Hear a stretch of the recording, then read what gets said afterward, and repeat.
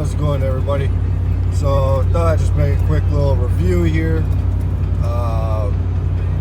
on my LED pods that I picked up. Just thought I'd say a couple things I think about them and whatnot.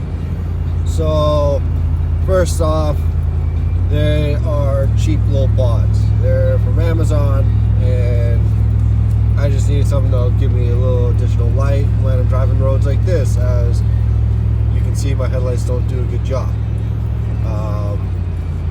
And I've had them for a month now. I've used them every time I'm driving. Every time when I'm driving this early in the morning. So here's what they look like. Here's what it looks like when they're not on. And here's what they look like with them on. Obviously, I have them pointed really close to the ground, so I don't blind any drivers. But as you can see, they're very, very bright, and I only paid maybe 40 bucks for them. So my one advice is you don't need to get the top of the line brand if you can't afford it. If you're able, or if you're willing to search online for more so the cheaper end pods,